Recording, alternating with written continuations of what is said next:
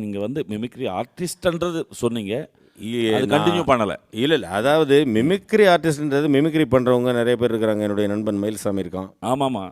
அப்புறம் வந்து தாமு இருக்கிறாரு, ஆமாம். இந்த மாதிரி நிறைய பேர் இருக்கிறாங்க. பட் நான் வந்து ஒரு வாய்ஸ் அப்படி பார்த்தாக்கா அதை வந்து ரைட் ஓகே டப்பிங் பண்ணும்பொழுது அதை அப்படியே பண்ணிடுவேன்.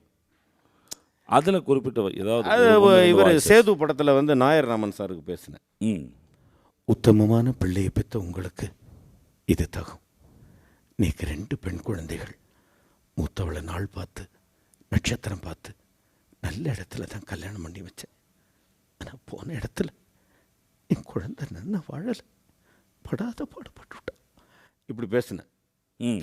ஸோ அந்த மாதிரி வந்து ஒருத்தருடைய வாய்ஸை ஒத்தி பேசுகிறதெல்லாம் பேசிடலாம். சிவாஜி அப்பா வாய்ஸ் ஓரளவுக்கு பேசுவீங்க இல்லையா? இல்லை இல்லை, அதை அந்த அவர் வாய்ஸெல்லாம் வந்து பெரிய சிம்ம குரல்.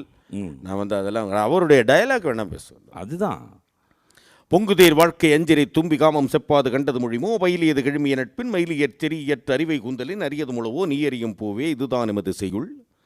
தலைவன் தலைவியின் காதலில் மெய்மறந்து அவளது கூந்தலிலிருந்து வரும் நறுமணத்தை புகழ்ந்து பாடுவதாக பாடல் அமைத்திருக்கிறேன்.